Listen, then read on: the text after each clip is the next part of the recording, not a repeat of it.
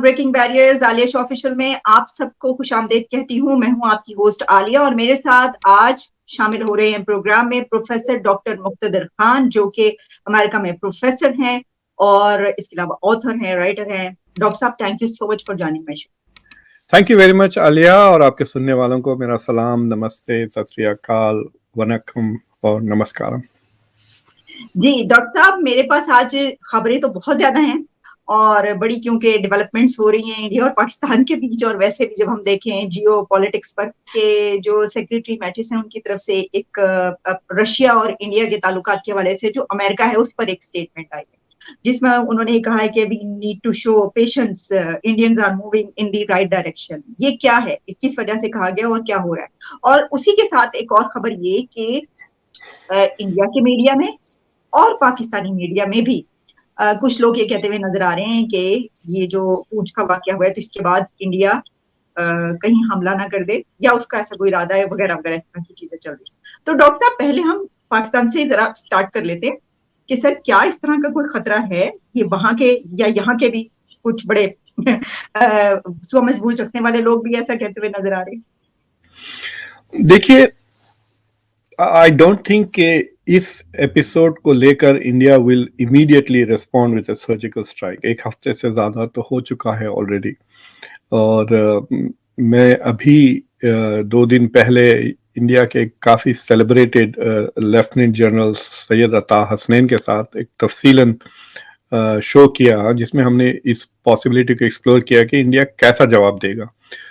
तो इंडिया का जो डिप्लोमेटिक रोस्टर है अभी बहुत बिजी है। मतलब आज एससीओ के डिफेंस मिनिस्टर्स आ रहे हैं। इनफैक्ट आज या कल इंडिया के डिफेंस मिनिस्टर की 1-on-1 चाइना के डिफेंस मिनिस्टर के साथ मीटिंग होंगी। तो this is a very important meeting. मेरे ख्याल से अभी तक जितने भी मीटिंग्स हुए हैं 2023 में, this is the most important meeting, specially अगर वो बॉर्डर मैनेजमेंट इश्यूज को डिस्कस करते हैं। तो इंडिया का जो सबसे बड़ा करंट सिक्योरिटी इशू है वो चाइना ऑन द बॉर्डर, और अगर India has a chance to have a dialogue that they can take forward. So India is preoccupied with China and these issues. SCO भी है, G20 भी है, फिर 4-5 को SCO foreign ministers की meeting. So this is going to be a distraction, और India जो अपना इमेज प्रोजेक्ट करना चाह रहा है SCO और G20 के through, it is not going to help India in that sense. दूसरी चीज ये है आलिया जी कि ये जो एससीओ की जो पैदाइश हुई थी, इसका एग्जिस्टेंस का मकसद 3 चीजों का है: टेररिज्म, सेपरेटिज्म और एक्सट्रीमिज्म को डील करने के लिए। इसके this is the primary reason. अगर आप जाके देखें तो this is the core reason why SCO was created. So SCO की फॉरेन मिनिस्टर्स की मीटिंग में this gives Jaishankar Saab an opportunity to talk about how India is a victim of terrorism. And of course, this is the time when India will freely talk about border के पास है। जयशंकर साहब अभी कैरिबियंस के tour पे थे और वहाँ पे उन्होंने एक इनडायरेक्ट तो बात कर दी गया, our neighbor indulges in cross border, इसके ताल्लुक को लेकर। So I have a feeling कि ये जो एपिसोड हुआ है पूंछ में, that will bring into focus जो एफपैक रीजन्स का जो थ्रेट है कि पाकिस्तान और अफगानिस्तान बेस्ड ग्रुप्स का जो बियॉन्ड देयर बॉर्डर्स जो एक्टिविटीज हैं, जो तालिबान को ले लें, टीटीपी को ले लें, जो ग्रुप्स शिनजियांग प्रोविंस में उइगर्स को लेकर कनेक्टेड हैं और कश्मीर को लेकर कनेक्टेड है। तो दिस होल नेटवर्क ग्रुप्स और उनको जो गवर्नमेंटल सपोर्ट मिल रही है तालिबान से, that will be an important issue that they will definitely talk. और ये जो ये अटैक ने चांस दे दिया है बोलने की। जी बोलिए सर। वो जो गवर्नमेंट्स हैं या स्टेट्स के बीच कोई इस तरह का वो नहीं हुआ, यानी इंडिया के फॉरेन अफेयर्स की तरफ से किसी तरफ से उस वाकये के बाद पाकिस्तान को होता है ना कि जी इस तरह की शेयरिंग होती है, ऐसा तो कुछ शेयर नहीं किया गया कि हमारे पास प्रूफ है या इंटेलिजेंस शेयरिंग हो रही है। तो यानी ऐसा क्यों है फिर? या तो पहले ये होना चाहिए। ऐसा ही होता है ना सर आमतौर पे जब ये होता है। देखिए, ऑलरेडी इस रीजन के सेंट्रल एशियन और Russia, China, India national security advisors का नेटवर्क ऑलरेडी है। सो आई एम कन्विंस कि ऑलरेडी इंटेलिजेंस शेयर हो चुकी होगी। जितना भी इंडिया के पास इंटेलिजेंस है, specially if India has some evidence या सम इंफॉर्मेशन कि पाकिस्तान के तरफ से कुछ इन्वॉल्वमेंट था इन द करंट अटैक, कि क्या उधर से बॉर्डर क्रॉस करके लोग आए, where they part of it, who are the people, अगर इस तरह का कोई कनेक्शन, अब तो जैश मोहम्मद का नाम आ रहा है, so I have a feeling कि that will be presented at the SCO foreign ministers. मुझे लगता है डिफेंस मिनिस्टर्स की मीटिंग में भी दैट इशू विल कम। आपके देखिए, अगर आप डिफेंस प्रैक्टिस कर रहे हैं कि आप किस तरह की डिफेंसिव पॉस्चर ले रहे हैं, आप are you developing your military to face insurgency या एनिमी आर्मी, तो अलग अलग कैपेबिलिटीज चाहिए उसको डील करने के लिए। So that will be discussed in the defence ministers, और ये फॉरेन मिनिस्टर्स में ये डिस्कशन भी आएगा। तो informally I have a feeling के अगर मुझे कोई ताज्जुब नहीं होगा कि सेंट्रल एशिया के सारे मुल्क और सिवाय चाइना के will tell India ke if you want to make a surgical strike, if you want to, please go ahead, right? China will be the only country which will say, bhai aapka proof kya hai, ye kya hai, wo kya hai. They will try to say कि नहीं, Kashmir is already destabilized, Kashmir में आपके पास insurgency हो रही है, इसलिए तो आपने तकरीबन 7-8 लाख की फौज वहाँ रखी हुई है, यू आर ऑक्यूपाइंग कश्मीर। इस तरह की बातें सिर्फ चाइना से आएंगे, लेकिन the rest of the countries are not going to be sympathetic with the Pakistani version of the narrative. But I don't think India is going to make a surgical strike now.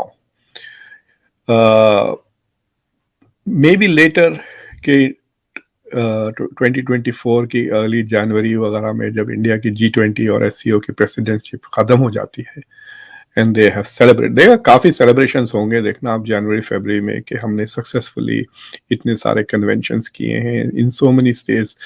जितने मुख्तलिफ शहरों में और states में G20 के meetings हो रहे हैं, कभी नहीं हुआ इस तरह किसी भी कंट्री में, इतना वाइड स्प्रेड और डिवर्स एक्सपोजर कंट्री का। So in that sense India is on a major, ना सिर्फ country to country diplomacy, but आप कह सकते हैं पब्लिक डिप्लोमेसी कैंपेन पे भी चल रहा है। ये जो लोग जा रहे हैं डिफरेंट सिटीज को जा रहे हैं, so India is exposing India to the rest of the world. देखेंगे कि हम कितने बड़े मुल्क हैं और कितना डेवलप है। ईटानगर पे भी ले जा रहे हैं, श्रीनगर भी ले जाएंगे, दिल्ली भी जाएंगे, गोवा भी जाएंगे, हर तरफ जा रहे हैं। So India is trying to do that. इसमें एक खलल आ गई है, and it points to Kashmir, it points to the fact that everything is not okay in India. So India is going to not highlight this issue. देखना उतना ज़्यादा public में नहीं आएगा, लेकिन प्राइवेट में this will be discussed, specially जो security के जो लोग हैं और जो इंटेलिजेंस, जहाँ इंटेलिजेंस गैदरिंग हो रही है। आई एम श्योर के US के साथ भी डिस्कशंस हो रहे होंगे इसको लेकर, because the US has satellites. ये भी हम ये भी अंदाजे लगा रहे हैं, क्योंकि यही मेरा सवाल था कि अगर हम इस वक्त देखें तो उस तरफ का मीडिया या इस तरफ का भी कुछ मीडिया जो है वो ये कह रहा है कि वो ऐसा सोच रहा है, ऐसा होने लगा है, ये हो जाएगा, लेकिन हमें किसी भी लेवल पर कोई इल्जाम इंडिया की तरफ से अभी तक ऐसा पाकिस्तान पर लगता हुआ नजर नहीं आया। यानी या तो गवर्नमेंट के लेवल पर या स्टेट लेवल पर या मीडिया के लेवल पर, मीडिया उसको बाकायदा कह रहा हो कि जी ये हुआ है और ये हुआ, ऐसा कुछ नजर नहीं आ रहा। तो इसलिए तो क्या आप समझते हैं कि ये G20 की वजह से है, सोचा जा रहा है, या क्या है? यही जो आपने कहा कि G20 की वजह से। हाँ, I mean the government is deliberating how to respond to this ना। पहला तो सिक्योरिटी का मसला है कि बंदे कौन है, उनको आइडेंटिफाई करें, उनको पकड़ लें ना, that is to happen first.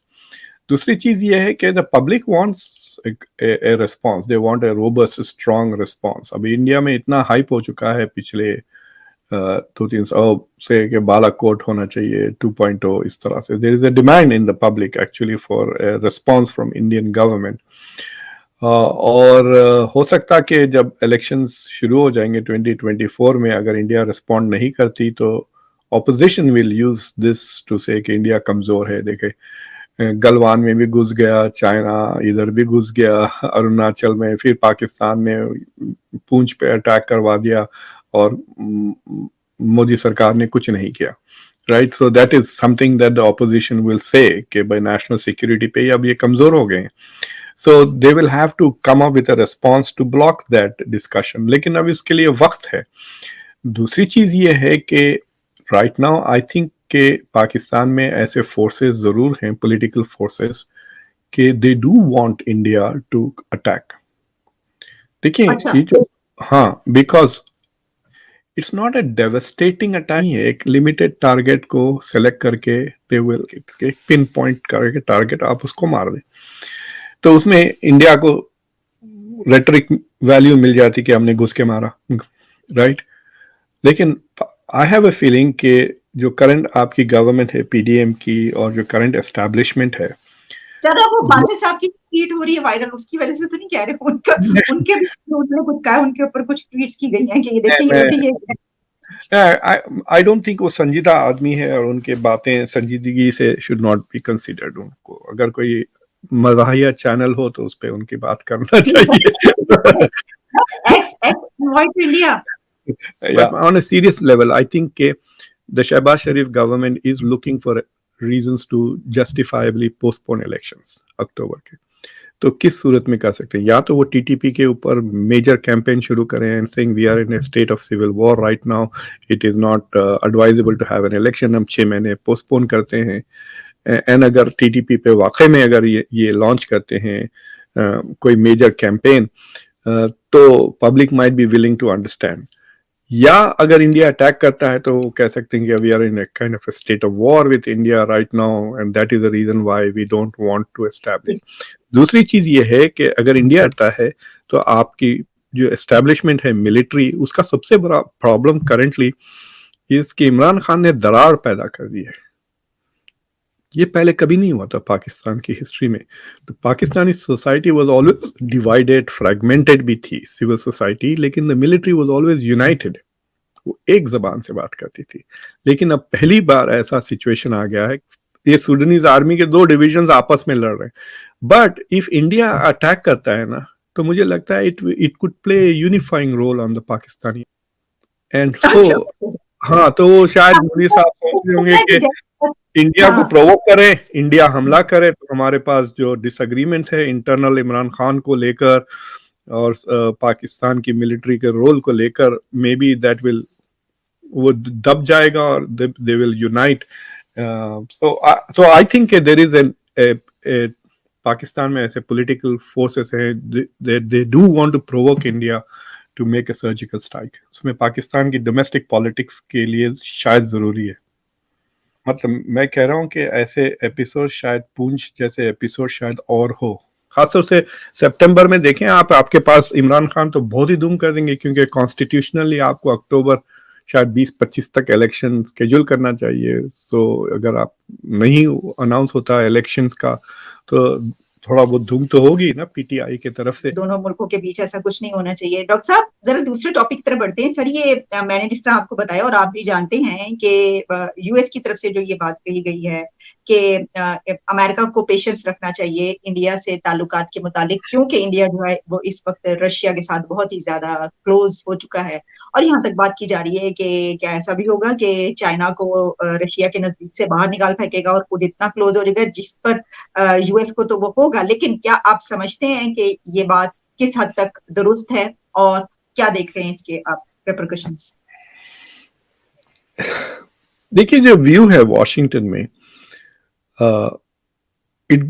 George Bush के ज़माने से, जॉर्ज डब्ल्यू बुश के ज़माने से, यानी 2003 से कह सकते हैं कि अमेरिका की जो फॉरेन पॉलिसी एलीट है, दे हैड रियलाइज्ड कि America needs India on its side. तो जब से सोच शुरू हो गई थी कि China is going to be a geopolitical challenger and we would like India to be on our side, तो उसका जो नौयत बदली, जो अमेरिकन सोच में, थिंकिंग में, जो अमेरिका इंडिया की तरफ से जो कह सकते हैं रीसेट हो गया माइंड. उसके बाद से America has been courting India, मतलब बिल्कुल इंडिया के पीछे पड़ गया है. फिर इंडिया के साथ जो न्यूक्लियर एग्रीमेंट्स हुए हैं 2006-07 के वक्त, उसके बाद से इंडिया के न्यूक्लियर वेपन्स को बाकायदा लेजिटिमाइज कर दिया द यूएस ने. And then it has been consistently trying to woo India. It's like saying कि कभी चाय पे आ जाती है महबूबा, कभी टेक्स्ट पे जवाब दे देती है या कभी लाइक कर देती है, फिर बड़े डिनर पे जब बुलाते हैं तो नहीं आती। तो इस तरह का हिसाब है इंडिया के साथ। So India has been playing ball. 3 major agreement security के India has already signed. India has become part of the Quad, लेकिन क्वाड के 3 members talk about it as a strategic partnership. India does not talk about it in the context of security. उसको हर चीज के बारे में बात करते हैं, बट डू नॉट, मतलब सिक्योरिटी का जो एंगल है उसको अंडर प्ले करती है इंडिया। अलबत्ता ऑस्ट्रेलिया और जापान उसको ओवर एम्फसाइज करते हैं कि ये सिक्योरिटी अलायंस है, खासतौर से चाइना के खिलाफ। तो क्वाड का जो है इंडो पैसिफिक स्ट्रेटेजी, उसको जो स्लो पेस पे वो डेवलप हो रहा है, it is because India is dragging it. It's like कि वो ब्रेक लगा के गाड़ी चला रहे हैं ऑन द इंडो पैसिफिक। तो वो अमेरिका के तरफ आ रहे हैं, लेकिन दे रिमेन सस्पिशियस, क्योंकि इंडिया पे सैंक्शंस लगा चुका है यूएस इन द पास्ट, 74 के बाद भी और 1998 के बाद भी जो न्यूक्लियर टेस्ट वगैरह हुए थे। फिर उसके बाद अमेरिका ने कई कोशिशें की, F-121 इनको F-16 को मॉडिफाई करके they wanted to give a superior quality of F-16। India ने नहीं खरीदा, रफाल की तरफ इंडिया का तवज्जो हो गया। फिर इंडिया ने S-400 खरीदे रशिया के साथ। फिर ऑफकोर्स ये यूक्रेन वॉर के बाद आने के बाद इंडिया ने तेल खरीदना शुरू किया, इस हद तक कि $40 बिलियन से ज्यादा हो गया, नियरली $45 बिलियन इस साल। और उसके बाद फिर अनाउंसमेंट हुआ कि India and Russia are working for a free trade agreement. तो ऐसा लग रहा है कि अमेरिका पूरी कोशिश कर रहा है कि इंडिया को अपनी तरफ खींचे, और इंडिया अपने आप से रशिया की तरफ और मजीद जा रहा है। दैट्स हाउ इट्स लुकिंग ना। तो हम आपको खाने पे बुला रहे हैं, आप उनको पुडिंग भिजा रहे हैं, इस तरह हो गया वो। so it is reaching a frustration point है, but they are also being very patient because they realize this is importance. They realize कि India is a democracy, America is a democracy. People to people जिस तरह से रिश्ता है ना America का और इंडिया का, अमेरिका और रशिया का वैसा नहीं है। बच्चे रशिया जाने की ख्वाब नहीं देखते इंडिया में, जो अमेरिका आने के लिए। यहाँ पे अब तकरीबन 4 मिलियन इंडियन अमेरिकन है। इंडियन अमेरिकन की पोजीशन ऐसा है, we might have an Indian American president in, खुदा ना खास्ता पाँव फिसल गया बाइडेन का तो इंडियन अमेरिकन प्रेसिडेंट हो जाएगा। यहाँ पर Kamala Harris will be president of the United States. एक सांस का फर्क है सिर्फ, right. So there is this whole feeling के पब्लिक टू पब्लिक रिलेशंस तो काफी क्लोज हैं। सो India is not moving as fast as America wants towards it. अब इसमें चाइना का role becomes very important because China जितना अमेरिका को, India को थ्रेटन करेगी, इंडिया मजबूरन अमेरिका के तरफ जाएगी। यानी खुशी खुशी से नहीं आएगी, मजबूरन आएगी चाइना से। लेकिन चाइना और रशिया भी काफी करीब होते जा रहे हैं। सो टू प्रिवेंट वो रिश्ता, क्या इंडिया इस वजह से भी ज्यादा क्लोज हो रहा है? हमेशा से है रशिया के, लेकिन इस वजह से भी ज्यादा क्लोज हो रहा है। इट्स लाइक सेइंग कि अगर मैं इन दोनों को साथ छोड़ दूं, अकेला छोड़ दूं, तो ये शादी कर लेंगे। तो इसलिए तो वो जब भी मिलते हैं इंडिया पहुंच जाता है वहां पे। India doesn't want to leave this 2 countries alone, Russia and China, because India dependent भी है ना रशिया पे फॉर डिफेंस। इंडिया का अभी भी, India is one of the biggest importers of weapons from Russia. Russia की जो इंपोर्ट एक्सपोर्ट इंडस्ट्री श्रिंक होते जा रही है मिलिट्री, और I think France might overtake Russia soon. तो इंडिया फंसा हुआ है बिकॉज ऑफ चाइना। अगर चाइना इंडिया को थ्रेटन नहीं करता, then India will not come this close to America. और अगर चाइना और रशिया ज्यादा करीब आने लगे तो फिर India will also try to go closer and closer to Russia. India का problem is China more than Russia and the US. अगर इंडिया चाइना के साथ pre-2019 जो रिश्ते थे, अगर उस तरह वो स्टेटस पे चले जाता है, तो then India doesn't have. India has also a problem. मैं अभी थोड़े दिन पहले इंडिया की जो इंटरनेशनल ट्रेड बॉडीज है, फ्री ट्रेड बॉडीज, तो अगर आप देखेंगे जो सबसे बड़ा फ्री ट्रेड ग्रुप है वो रीजनल कॉम्प्रिहेंसिव इकोनॉमिक पार्टनरशिप है, RCEP, जिसमें चाइना है। और इंडिया नहीं है, इंडिया विड्रू। फिर इंडो पैसिफिक इकोनॉमिक जो फ्रेमवर्क है उसमें तकरीबन वही कंट्रीज हैं जो RCEP में थे, लेकिन चाइना नहीं है तो इंडिया है। एशिया पैसिफिक इकोनॉमिक कोऑपरेशन में चाइना है, इंडिया नहीं है। तो India is also trying to avoid getting into a free trade agreement with China. कोई ऐसा बायलैटरल या मल्टीलैटरल सिचुएशन में नहीं जाना चाह रहा, क्योंकि India does not like the huge trade imbalance. अभी जो इंडिया चाइना का जो ट्रेड है वो 120 या 130 बिलियन डॉलर का, just a little less than US देखिए तकरीबन 70-80 बिलियन डॉलर का ट्रेड डेफिसिट है इंडिया के साथ, and the US is accepting that because it wants better geopolitical relations. In fact, इस साल के यूएस डिफेंस बजट में इंडिया के लिए पैसे एलोकेट किए हैं, इंडिया के साथ ताल्लुकात बेहतर करने के लिए। But India is trying to avoid getting into a free trade because India का जो डेफिसिट है 100 बिलियन डॉलर्स है। वो 130 का जो ट्रेड होता है चाइना से, 100 बिलियन का इंपोर्ट 115 बिलियन है, लेकिन deficit is close to 100 billion dollars. So India does not want to be more and more economically dependent ये trade on China. So India has two issues with China. एक तो border issue है, दूसरा ये trade imbalance का issue है। So मतलब India के लिए जरा ये प्रॉब्लम बना हुआ है, गले में अटक रहा है कह सकते हैं ना चाइना। तो उस वजह से इंडिया मजबूरन अमेरिका के तरफ झुक रहा है। वरना आई डोंट थिंक अगर चाइना 2020 और 2022 के एपिसोड्स नहीं करता तो मुझे लगता है कि इंडिया खुल के रशिया को और मजीद सपोर्ट कर देता ये रशिया यूक्रेन वॉर में, बिकॉज अल्टीमेटली कंट्रीज जो मिड रेंज लेवल के पावर्स हैं, इंडिया, रशिया, फ्रांस को भी देख लें, फ्रांस भी अब वैसी स्ट्रेटेजिक ऑटोनॉमी की बात कर रहा था फ्रॉम अमेरिका।